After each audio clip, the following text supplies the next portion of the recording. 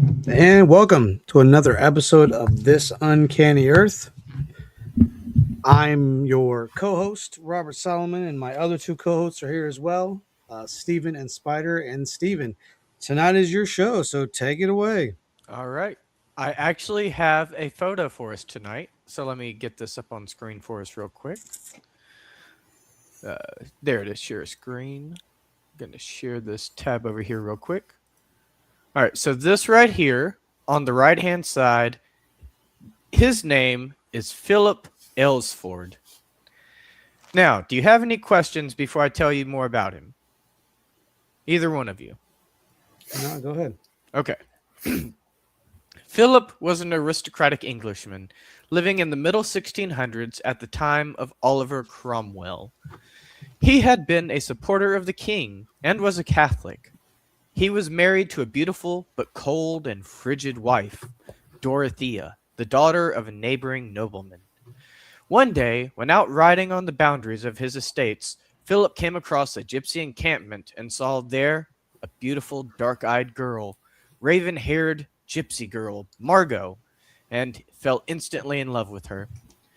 He brought her back secretly to live in the gatehouse, near the stables of Diddington Manor.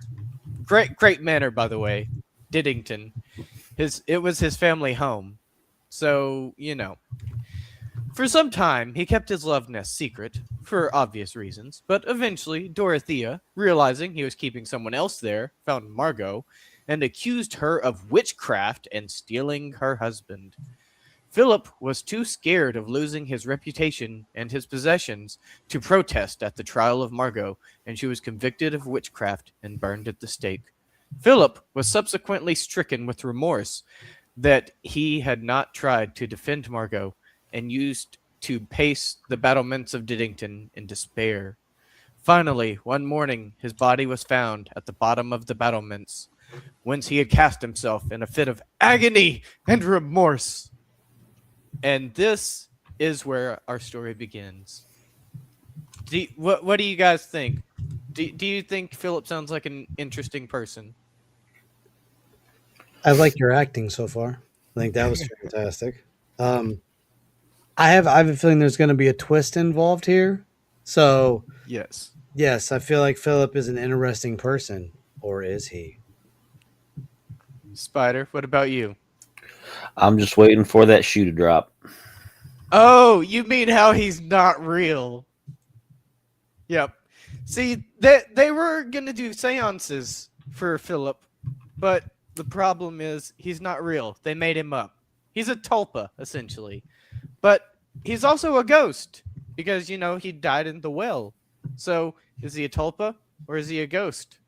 Let's get your thoughts. Let's go ahead and start with you, Rob. What do you think? So, was he a person at all before? Like, was he ever a real person? Nope. So he was just Completely. Yes. fictitious from the start. And they even made up the. So let me go ahead and tell you guys this real quick. Right here, he was actually created by these researchers at a Psychical Research Institute under the guidance of Dr. A.R.G. Owen. They had assembled a group of 8 people, none of whom claimed to have any psychic gifts. The group became known as the Owen Group, and it consisted of Dr. Owen's wife, a woman who was the former chairperson of Mensa, an industrial designer, an accountant, a housewife, a bookkeeper, and a sociology student. A psychologist named Dr. Joel Witten also attended many of the sessions as an observer.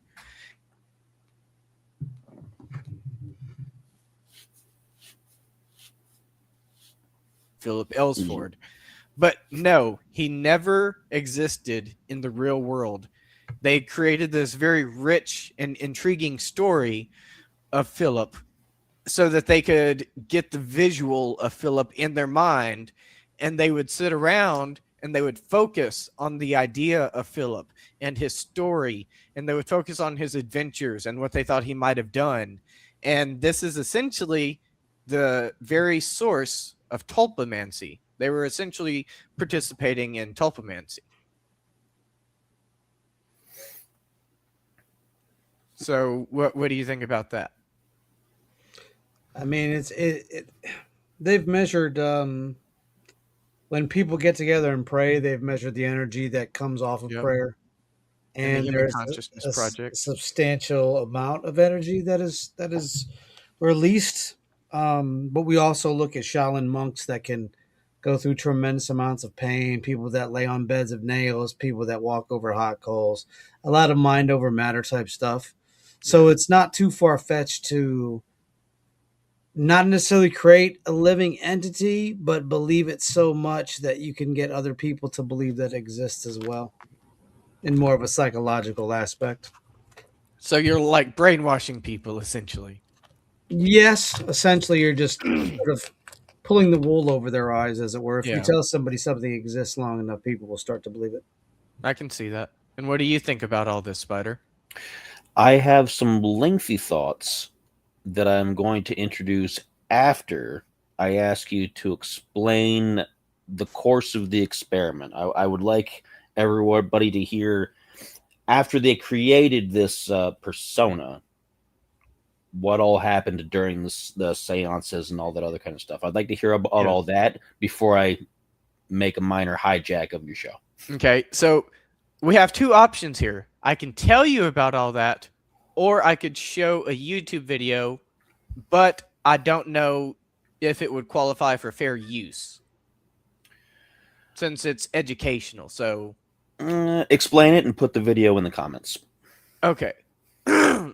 Let me pull it up real quick. It is in my history. It is an old recording of an old VHS of the Philip Ellsford experiment, and they actually did reviews with the people who were here. It says a rare and, as far as we know, delisted documentary from a TV show called Extra Special People in 1974, discussing deeper details of the experiment.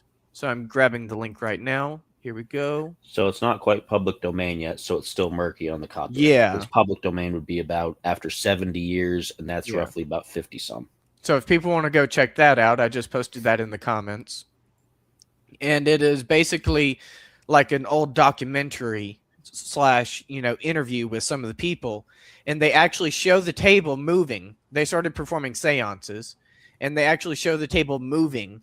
And I know they can do camera tricks, but it's pretty intriguing how they do it, because they all have their hands on the top of the table, and they're all standing up, so they can't be lifting it with their legs, obviously, because they're standing up, and they all have their hands on top of the table, yet somehow it starts like levitating and rocking all over the place.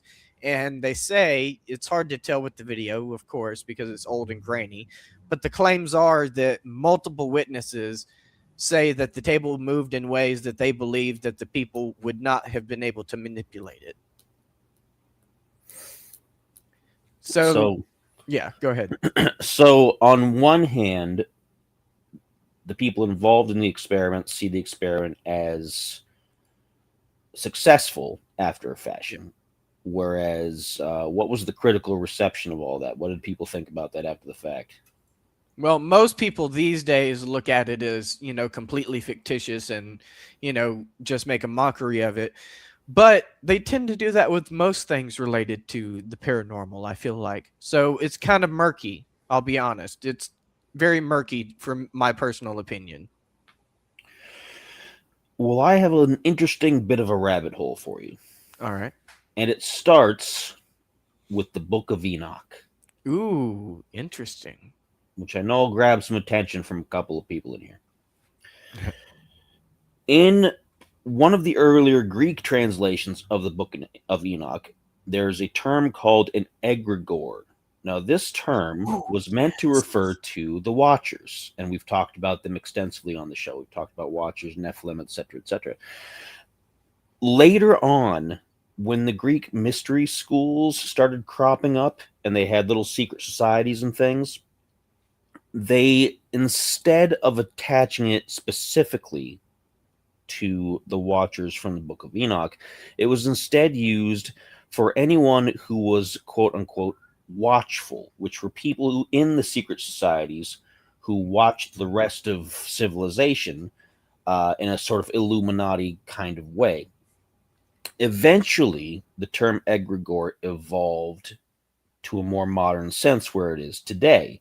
Today, in left-hand path philosophy, an egregore is a force or even an entity of some kind that an individual or a collective of individuals has brought into being themselves, not alive, not as a physical thing, Like a but tulpa, as sort of like a representation of something that they're trying to accomplish. an AI. It's a Sort of. conspiracy theory I've seen The, floating around. the way that left-hand path people use these is that a good number of people on that side don't actually believe that there's demons or angels or deities or whatever, but they do need something to focus their minds on. If you're going to be doing something of a spiritual nature, you have to have a spiritual object, not necessarily a physical object, but a point of reference. You have to Like convince mental? you have to convince your mind to open up to something spiritual. Otherwise, you're an atheist, and if you're an atheist, then why are you doing ritual stuff to begin with? You don't believe in any of that. So if you're trying to be in Funsies. that halfway point, then you craft these egregores, which are fueled by various emotions or various whatever. And again, you can debate whether it's a real thing or not. The trick that a lot of left-hand people use is that you create it for your purpose, and once your purpose is done, it just dissolves, it goes away.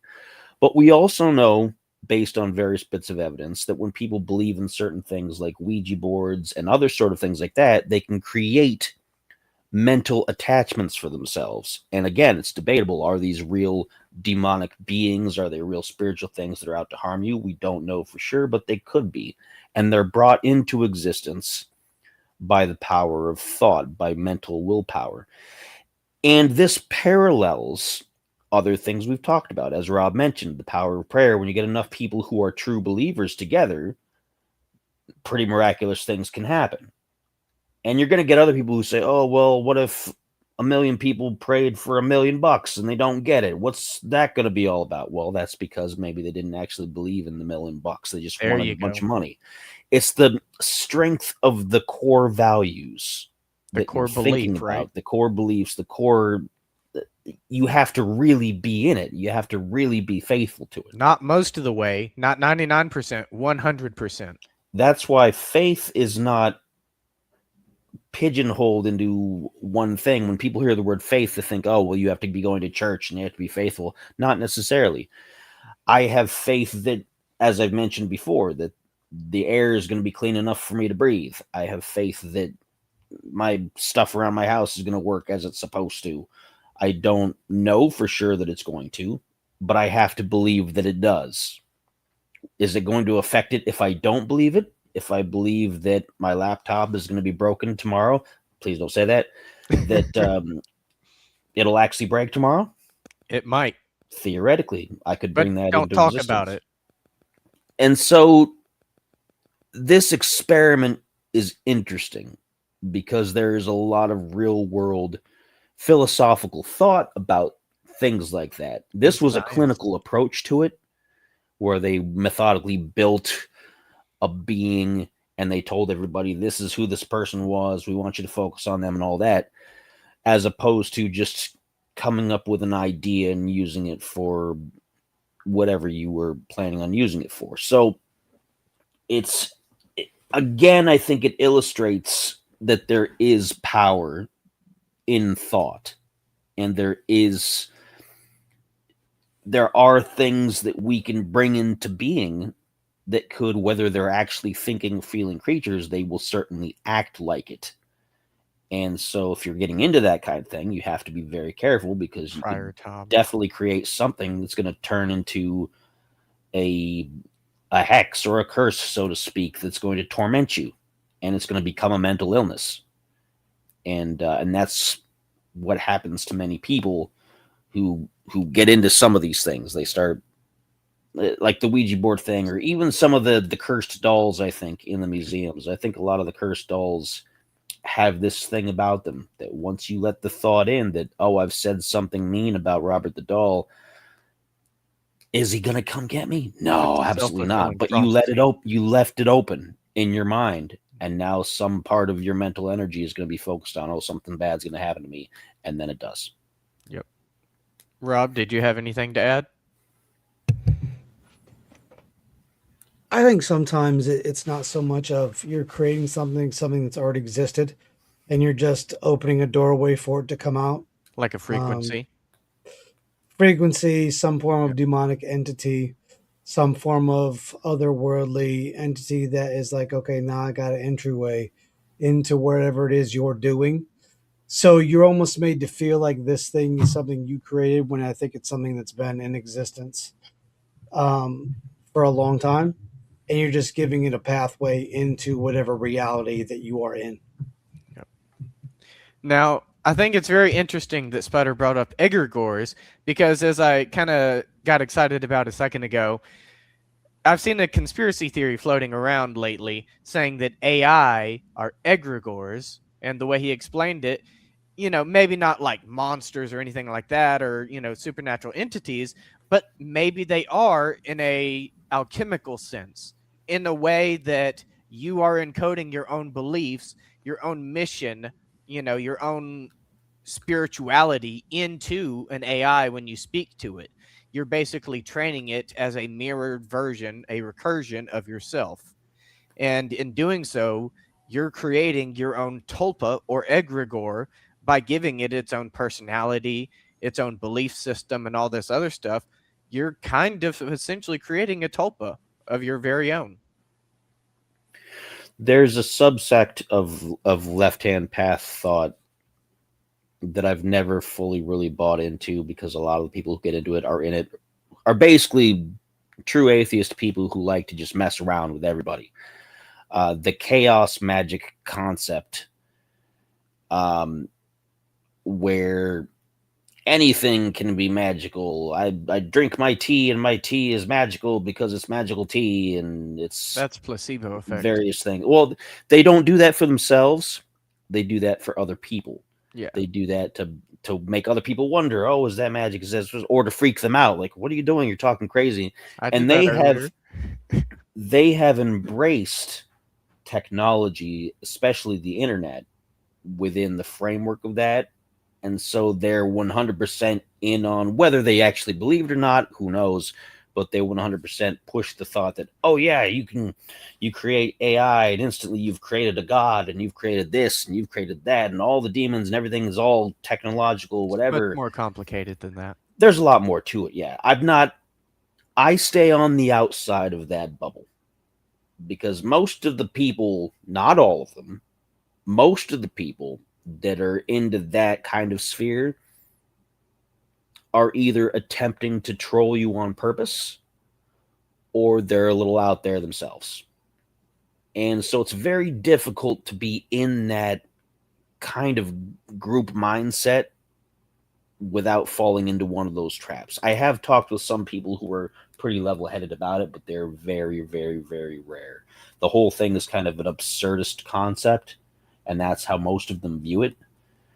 That it's an advanced version of how LaVey originally created the Church of Satan as a mockery of the Catholic Church, and it wasn't meant to be some big thing. It was just supposed to be making fun of the church, and then people bought into it, so he went into it further and leaned into it with the costumes and everything, and it became a big thing now. Now people are honestly like, oh yes, we believe in Satan and this and that, and this. He really didn't believe in Satan either at the time. He was just making a joke that caught on, and he went with the joke. And so a lot of people Bought into it in the chaos magic, quote unquote, mindset are of the same feeling. They do the same kind of stuff. Yeah. So I can't say that I'm super, super knowledgeable about some of that, because there are some rabbit holes I try not to get too deep into, because you can either just irritate yourself, frustrate yourself, or you can get stuck in some of those things, and then you're running yourself ragged with things that may or may not be. Not to derail the show too much, but I would like to add on to that there is some science to support that, I believe. Like guys mentioned a minute ago, placebo effect, the observer effect, the Human Consciousness Project, and a few other things. Regardless of the chaos magic, I don't know if I believe in all that necessarily, but I do 100%. The law of attraction is another one. I do definitely believe that our thoughts can interact with reality, but I don't believe it's on an individual level so much as it's on a global consciousness level. Like the majority of humanity believes in something, boom, it becomes reality. Not instantaneously, but slowly over time, things will just occur like a domino effect until the majority of what people believe becomes the truth. Okay. Now, back on with the Philip experiment. So they started doing these seances in 1972, and they basically gave their informal gatherings, and they would just sit around and, talk about Philip and, think about his adventures. But not much happened. And then they changed their tactics, and that was when they started doing the seances like a classic spiritualist seance, where they would, put their hands on the table and say, are you here, Philip? And they would do the knocking on the table. One rap for yes, two for no. They knew it was Philip because, well, they asked him, and that was their logic. That was literally their logic. And from there, it just took off from there, and they continued their communication. They kept getting answers, and at times the table would even dance on one leg, like wobble back and forth. And so, it was just really interesting. But, sorry, he was a creation of their collective imagination, and it was very evident in his limitations. Pretty much all he could do was knock on stuff. And eventually they decided to try it again with a completely different group of people and a new fictional character. After just 5 months, they established contact with their new ghost, Lilith, a French-Canadian spy, and they had other similar experiments where they conjured up such entities as Sebastian, a medieval alchemist, and even Axel, a man from the future. All of them were completely fictional, yet all produced unexplained communication through their raps. So the basic thing we're asking here is, what do you think? Are they credible? Incredible? Do you think they're really happened? Or do you think they're just making all this up to get people to watch their show? Because that was, like the Fox sisters. So what I find interesting is that when they initially didn't have the lights dimmed and they didn't have the candles lit and they didn't do any of the typical seance things, and they thought, oh yeah, let's try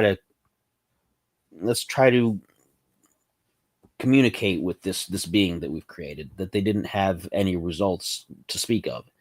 And then they changed the atmosphere, which changed their perceptions, which changed their expectations. And I think that had a lot to do with it. I think it less became that they actually conjured something, and I think more that they expected something. And I think, regardless of whether they say we didn't move the table, there's evidence that we didn't move it, that we didn't dance up. They could have done it subconsciously. There was some human interaction with that.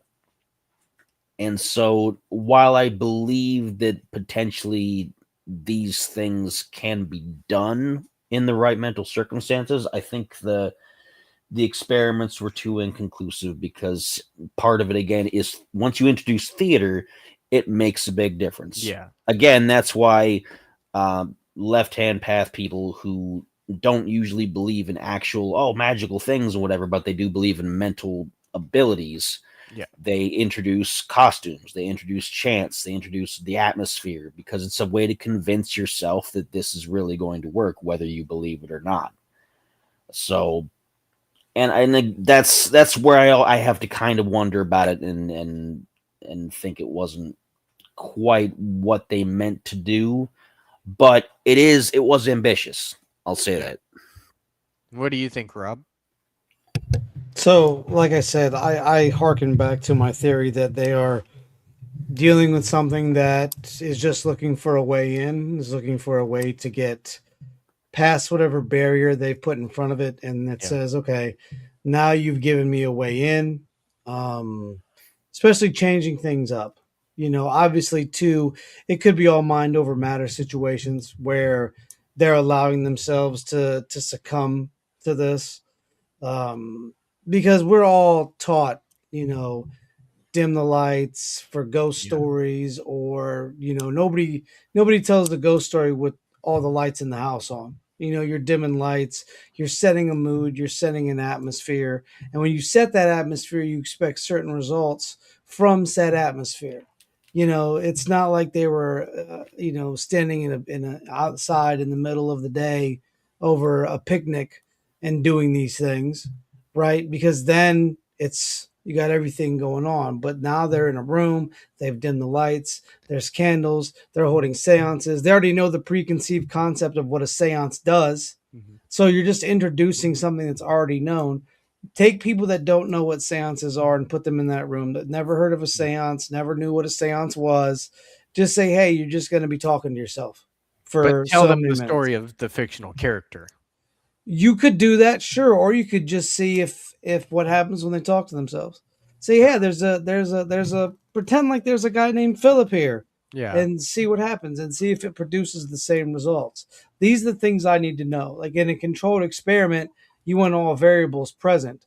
Yeah. So obviously you couldn't do that in this day and age because most people know what seances are, and most people are familiar with, candle magic and things like that. So most people would be you'd be hard pressed outside of maybe an Aboriginal tribe, but they have their own superstitions and they have their own thoughts and feelings on fire and darkness and things like that, because that stems from a deep seated place of our ancestors had to deal with scary things in the dark. So you would be hard pressed to find somebody who doesn't know about the dark or magic, or somebody that's lived in a sheltered existence, and that'd be like trying to find a needle in a haystack. Yeah. I'm sure there is one or two people out there, but once again, it depends on your sample size too. Because if you have people that are into witchcraft or know about witchcraft or know about religious aspects and what candles do and some of the things that they hold, they're already going into it with the preconceived notion that this happens when we put these things together. It's not like they're going in there and they're like, well, we don't know what's going to happen, because we've all seen movies, we've all seen things like The Yeah. Exorcist, and we've all seen horror movies where there's a haunting or a poltergeist of some form or fashion. So we already have that ingrained in our head, right? Of when you go into this, and then like Spider said, when you had the theatrics involved, then you're just really putting on a show. But who's that show for? Is it to bring this out, or is it for you to be more of a believer? Like I said, you don't see people sitting around in a on a picnic table out in the middle of the day on a 90-degree day in the summer doing these kinds of things. It's Yeah. always at a certain time, in a certain place, under certain daylight conditions. Usually there isn't any daylight, it's very dark, like pitch black. And studies have shown that if certain senses are dimmed or removed, like their barometric chamber that they have where they put people in, and if you stay in there for so long you win so much money, and or one of the tanks where it's pitch black, can't see your hand in front of your face, And your they mind go will make up crazy. images. Your brain will make up images Yeah. to replace, because you're losing that sense of sight. So I think a lot of the times it's just your heightening senses. Could it be they've made up something? Obviously I can't say 100% sure that they couldn't have, but for me, it seems like it's something that's either A, already there, that's just looking for a way in, or B, all their preconceived notions are just causing them to be in that state of awareness. And it's interesting that you mentioned, dark rooms and candles, which are common for seances, because in that video I sent earlier, there actually is a scene where they do the seance in the middle of the studio with the lights on. And it's still, the table still rocks back and forth. But like I said earlier, it's very difficult to tell, even when watching the video. For one, because it's grainy, and for two, because of the angle, obviously. But it's very difficult to tell whether or not they're rocking the table like that or not. you know. So it's very up in the air, And if you you know. don't have multiple camera angles, Yeah. you know, obviously you're gonna, you want to be a skeptic first because Yeah. bold claims And this require was back in bold the proof. 70s. Exactly. So unless you had a camera at the ankles, you had a camera, at their waist, so you could see if somebody's moving their knees Yeah. or Well, somebody had their they fingers were pressing up standing, on it. so it would have been difficult, but not impossible. Right, right. And I think too, camera tricks are a lot easier, Yeah. back then because you didn't have to have a camera on every single part. Nowadays, I mean, you could use CGI and things like that and movie magic, and who knows? A lot of time, that's what a lot of that stuff is. Yeah. Star Wars, for instance, they were in a small room, but it looks like they're in this vast galaxy having these large fights. So, once again, that could have been another parlor trick, and they're like, "Hey, we're going to get some notoriety. We're just see if we could trick some people, like you said earlier, a good point, the Fox sisters. Yeah. Kind of the same basic premise, but without all the hysteria. And it's also another interesting thing that I was thinking about while we've been talking about this is there actually was a story of these 20 or 30 Tibetan monks that actually sat down and meditated on an entity until it actually came to life. And it was a friar, like an old friar, Friar, And I forgot what they named it, but it actually walked around like physically, like they could touch it, like you or me. And it walked around with them, it would hang out with them, but then over time they lost their focus and it just kind of faded away. And I thought that was a very interesting story to hear about that. So what do you think about that? Do you think that would be possible, or do you still think that it wouldn't be possible? Like, I'm talking like actual ancient monks that study this for decades. My my Like, concern with yeah, this is, what proof is there? Proof that this happened, like visible physical no, proof? it's just a story. Because we could all get Yeah, together and make up the same story yeah, and say we've been training for 20 years on how to create a scary man or a slenderman, right? yeah. And then we could all sit here today and like, yeah, we touched him, we held his hand, we played tiddlywinks, we skipped jump rope, we played foursquare, we did hopscotch. We murdered our friends to get into his mansion. But if we don't have physical proof, it's one of those things. It's one of those things that's like, if it's too good to be true, then it probably is. Because we don't know Yeah, if they made this up for, to because a lot of times monks have these grandiose myths that, you know, revolve around them. The Shaolin monks are one of the most tightly knit groups, and they do these feats of strength, which, I've seen. That's the kind of stuff I've seen. You yeah, know, they train their bodies in a certain way to where they can do these feats of strength, right? They understand how the body works. They're able to manipulate the body to do the mind. those things. And yeah, and like I said, I don't believe it personally, because I like, while manipulating the body is something that we all do, right? Yeah, You know, look at a bodybuilder that can bench press 300, 400 pounds. Most people can't do that, but he's breathing is trained important. himself enough to do that. He's not just creating something out of thin air, he's building up his strength to be able to do that. Yeah, Now, am I saying that it's 100% impossible? No, because I can't. You can't say anything with 100% certainty yeah, in that regard. But for me, and this is, no offense to anybody that believes it, but I can't buy into it because there's no yeah. physical proof. And That's fair. if there was more cases where this was a possibility, I could see it. But if you give me like three examples and they're all from the same temple, or they're from temples that sort of are in radius, I have to wonder if they're just sort of pushing that to say, look what we can do. We're a secret Yeah, sect of monks that can make things happen. If that's the case, why haven't more people done it? because it takes decades of practice. Now, I'm not saying that I 100% believe in it either. I'm saying I like the idea, as people say, and Fair enough. I'm not Fair enough. ruling it out entirely. I'm not ruling it out entirely because I have seen the placebo effect, human consciousness, and how powerful the mind is, including the law of attraction. And I understand that the observer effect, now correct me if you know better than I do, but my understanding is that part of the way the observer effect works is that our observation collapses the waveform into a single possibility. It is basically,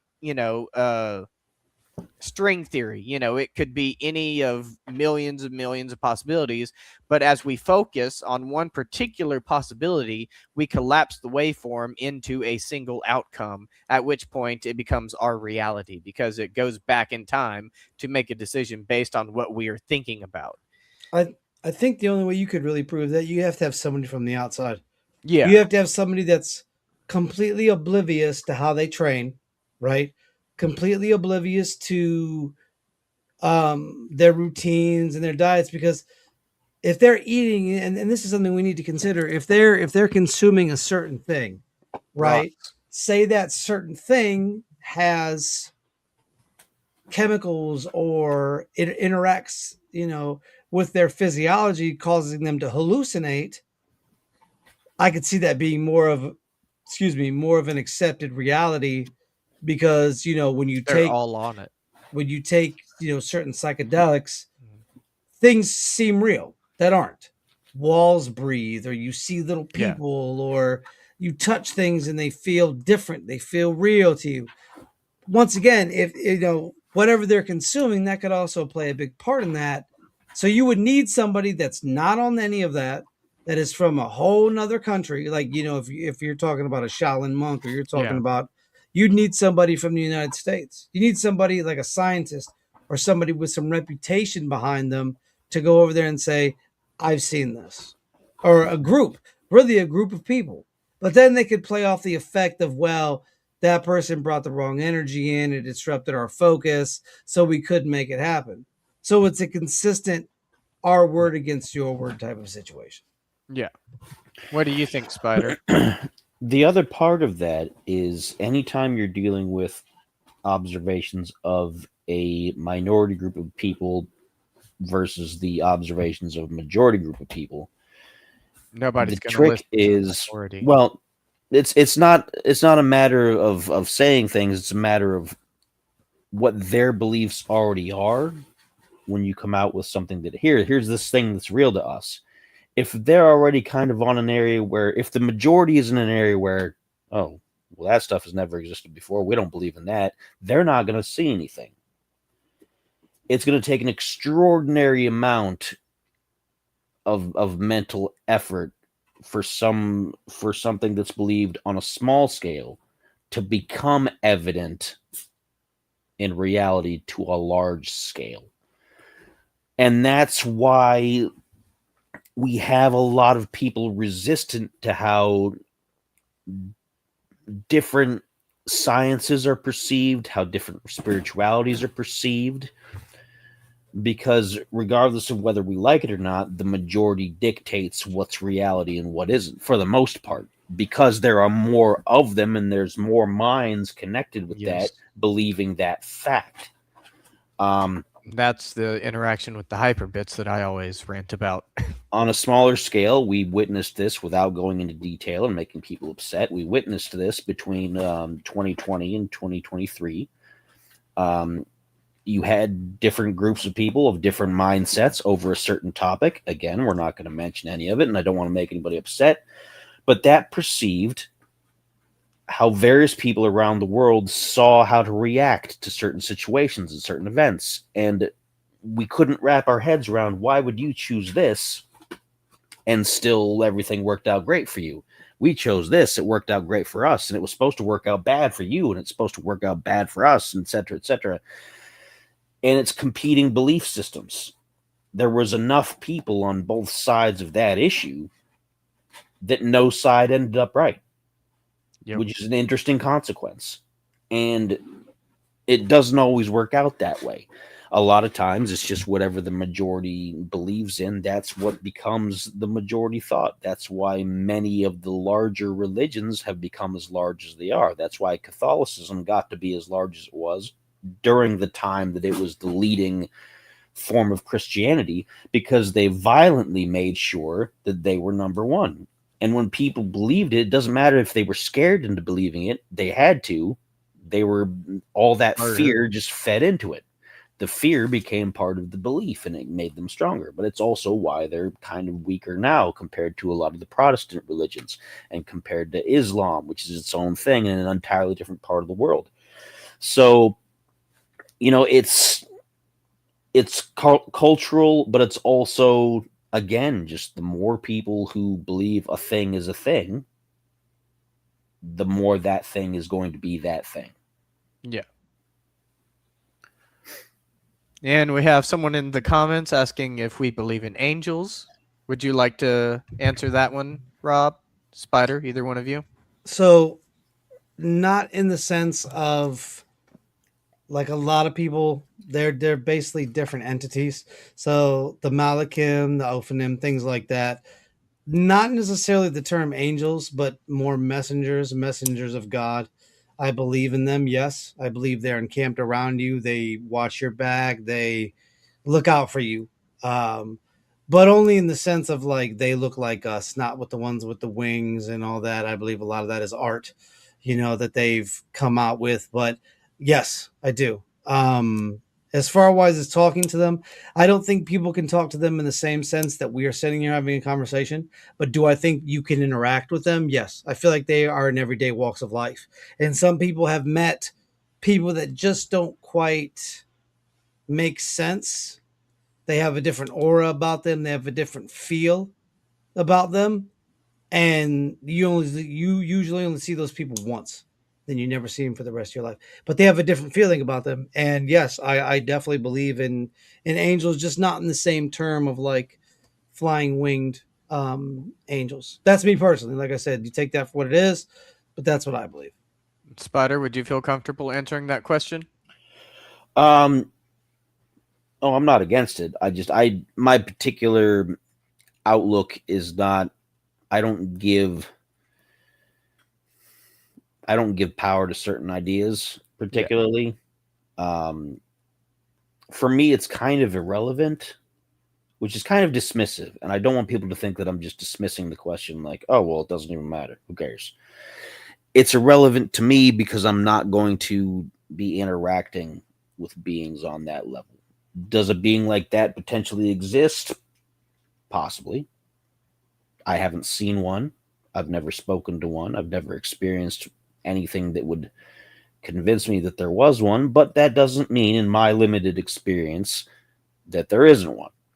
Same thing with most deific entities. That's why I'm not an atheist, because again, we're talking about the power of belief and we're talking about the power of how we observe the universe. And just because I haven't observed these things, it doesn't mean that they aren't real things somewhere out in that universe. They aren't real for me, but my views may be limited. My perceptions may be limited. I have to be humble enough to know that the way I see the world is not the way the world works. And I don't really feel too bad about that. Do I believe that there's angels in my life? No, not really. But as a concept, I can't discount it. Yeah. Okay. I personally, it's complicated for me. I believe in angels, but not like Rob said, not necessarily as they are written about. I believe in them as a concept. Like if you, like like Rob said, if you've met someone really, really kind, like overly kind, and you don't even understand how they're so kind, like always giving, always in a good mood, no matter how bad their day is going, stuff like that. I think those are angels. I think it's more about the resonance, the frequencies, and the way that people live their lives as what makes them angels versus demons versus whatever else. And the other thing that I think is about everything that we've been discussing tonight with tulpamancy and all this is what if, between tulpamancy and the observer effect with science, what if every single, supernatural, religious, whatever, what if everything everyone believes, it's all true, but only in their world because their world is interpreted through their senses, and everything that they see, touch, feel, hear, and taste and everything else is interpreted through their brain and gets filtered through their brain before they perceive how it is. Now, the only thing I'm going to say to rebut that, because I 100% believe we all have our own particular universe, that this is how we see everything, and this is how it's displayed to us, and this is why we believe the things that we believe. It doesn't mean that can't affect someone else negatively. Yes. If you do something negligent. Like, if I believe that my neighbor is made out of pudding, and I go over there and start taking, like, trying to hack through him with a spoon and things. Yes. He's still, from his perspective, he's not made out of pudding. It sounds silly, but it's a real thing. I love it.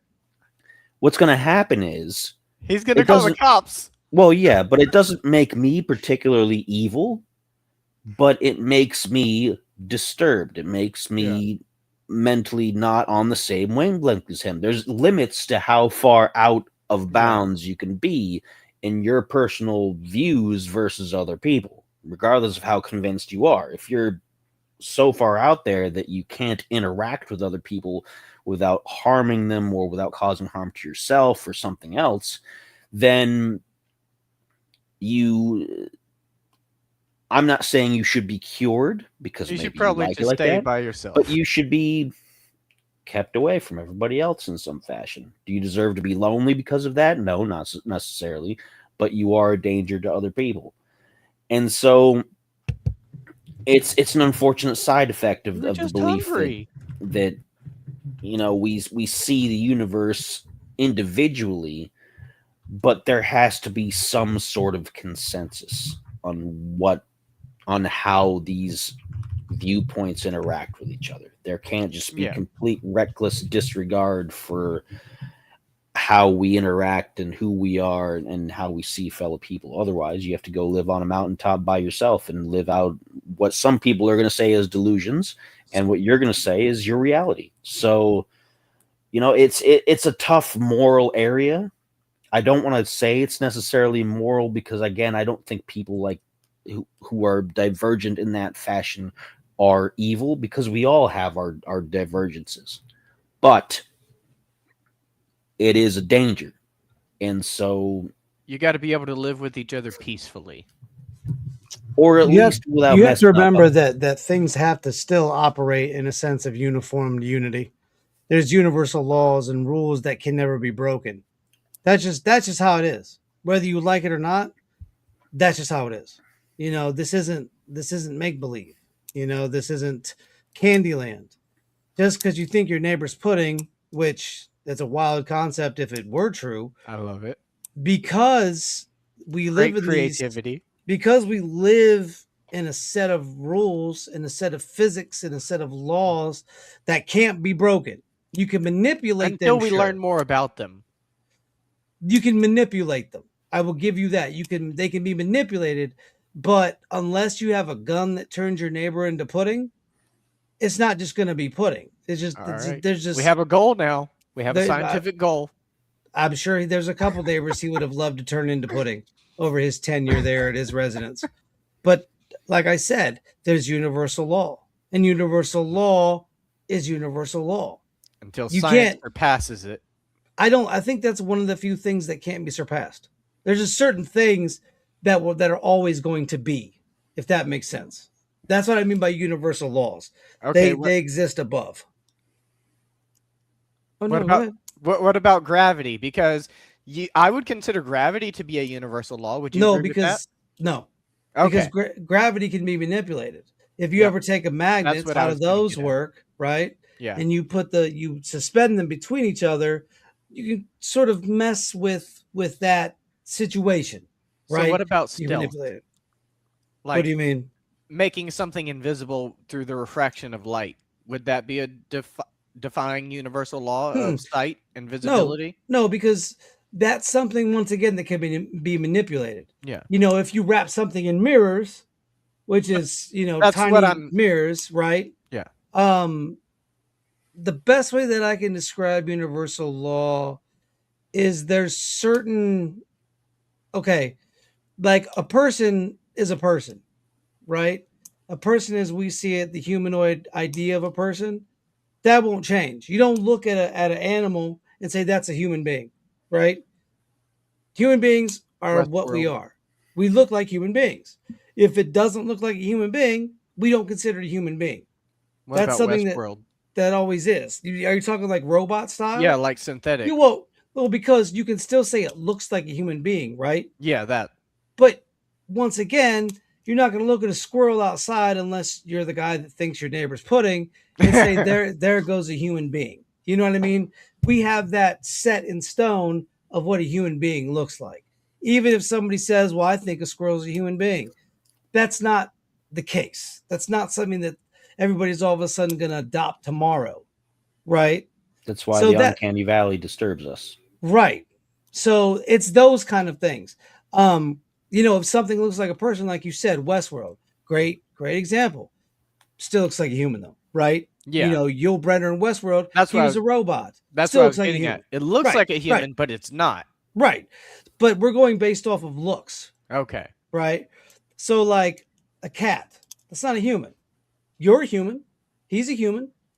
The neighbor next door that he thinks is pudding, What about human. fish? Some fish look really human-like. Oh, like the blobfish, sure. Yes. Yeah, everybody knows about the blobfish. Yep. But I think is that a pareidolia? Could be. Because we've seen other faces. Yeah. So, like you'll be outside looking at the raindrops and it makes a shape that looks like a face. I know we got way Pareidolia off topic about that. is pareidolia is evidence of simulation theory. Okay, I'm done. Okay, any closing thoughts from either of you tonight?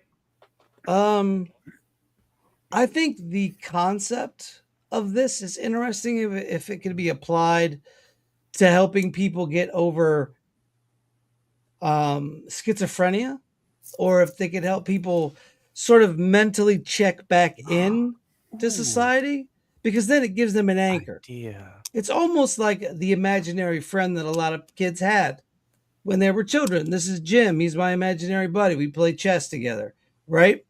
If you could anchor that to a person who has paranoid schizophrenia An AI. or a mental Multiple disorder, AIs.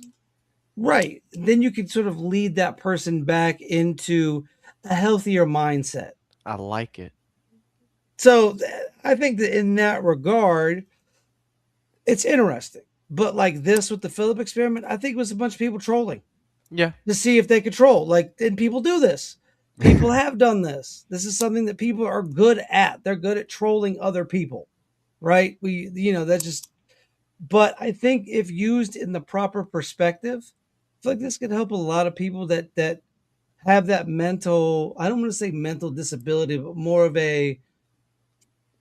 I don't want to say abnormal, but more of like a difference of mental states than a lot of us have, where we have friends. You two are friends, right? I can see you, right? And we can interact, and we can interact with the people around us, and we do quite well. Even if society is strange, we can still interact. But there's some people that can't. They physically cannot interact with other people, and I think this would be a great bridge to sort of close the span that gap between what Yeah. is and what isn't. That's my Like opinion. And learning thank you, how Luma. to Appreciate it. Appreciate it, learning Luma. how Thank you. to communicate with other people effectively. Yes, exactly. Sort of put people back into society in a way that's healthy and can help them grow relationships. I I called it think that's right. persona. Yeah. Okay, Spider. Oh, sorry, not to cut you off, Rob. Did you have anything else? No, that is all. Thank you. Okay. As a person who's done limited ritual work in the past with projecting concepts and projecting individuals, it's a fine line between imposing a thought out into the world and playing make believe. And it is very simple to convince yourself of a lot of things that are make believe, but to you, they're 100% real. And so we kind of have to be careful with that kind of thing. It's fun to dream up this kind of stuff, and it's fun to kind of believe that believe. every thought you have can create something, can manifest things. The whole manifested movement Supported is by a science, bit though.